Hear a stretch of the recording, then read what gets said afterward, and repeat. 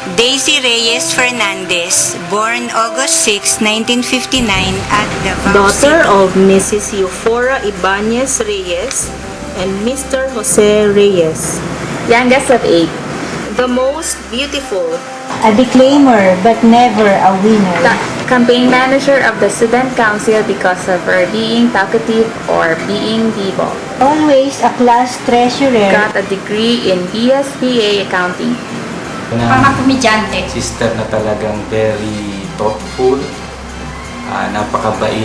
She's your God-sent angel to us. Masarap magluto yan. Napaka-thoughtful, napaka-caring. Talagang mapagkatiwalaan ka. Very hardworking. Palagi siyang may panahon para sa mga sisters. Palahalik, palayakap. Very accommodating, very giving.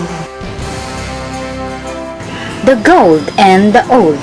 The gold, nahanap na ang kumikinang na ginto ng kasalukuyan.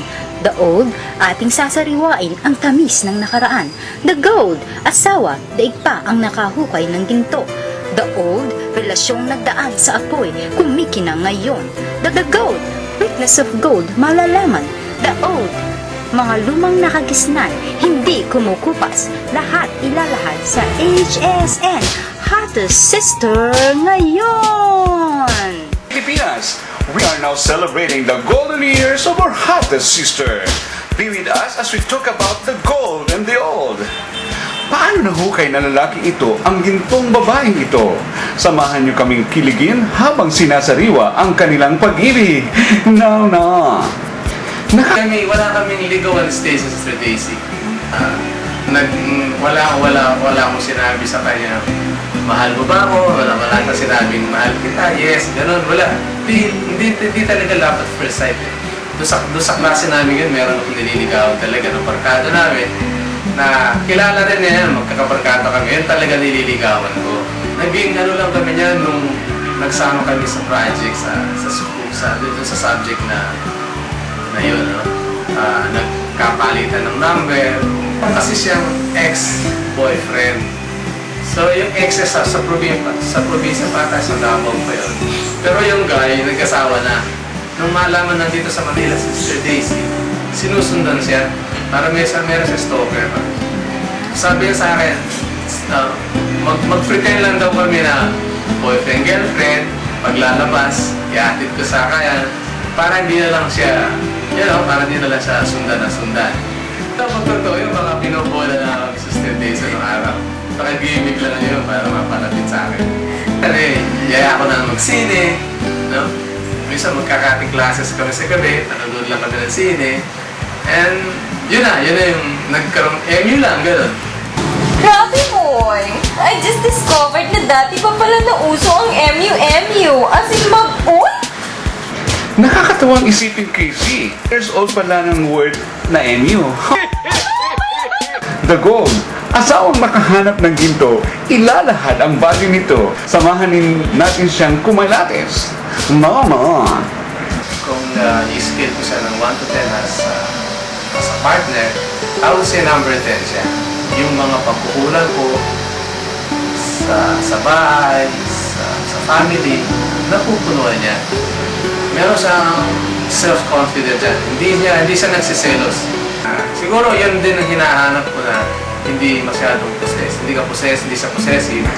Chrissy, sabi nga sa scriptures, he who finds a worthy wife finds a treasure.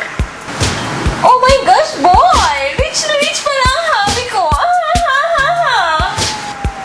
The old.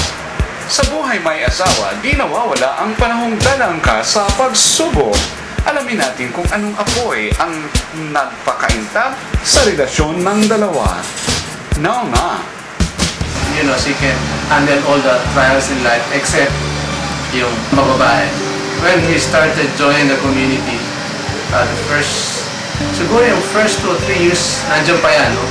But may mga conviction naman talaga na hindi ko rin masabi, it's God's plan for me, it's God's miracle, no? Wala sa akin. It's, kung titingnan ko, ang hirap mawala. But, the first step na inano ko talaga is para mawala ako dun sa ano na yun. Luwanan ko yung mga kaibigan ko na nandun na feel na ano.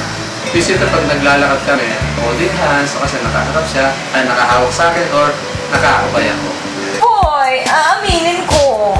Masakit naman talaga pag naglalaro ng apoy ang asawa mo. Kaming mga wife ang napapaso ng todo. You need to believe me, boy. I've been there. Salamat sa Diyos, Crazy, dahil parati siyang nandyan para ayusin ang lahat. The gold. Gaano ba katigas at kalambot ang ginto? Halika kapamilya at ating alamin. Now na! Ang weakness ni Sister Daisy, pagising sa umaga, ahalikan mo yan, yayakapin mo yan, bago siya babangon yan. There are times na may conflict within the family, siya yung siya yung fixer. Especially towards doon sa dalawang girls ko, minsan hindi kami magkaintindihan, hindi nila ako maintindihan, hindi ko rin sila maintindihan. But through Sister Daisy, napapatch up naman.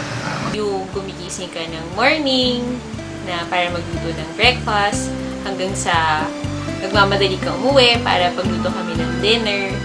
And I know it's always been nakakapagod for you, pero kahit nagko-complain ka, alam kong ginagawa mo yun out of love for us. Meron sa switch button sasabi ng mga bata eh. Kaya pag na-switch po yun talaga eh. Yung kanyang pagka-nanay, mag-uumpisa. Walang tigil yan. Kukote hanggang sa 10,000 words.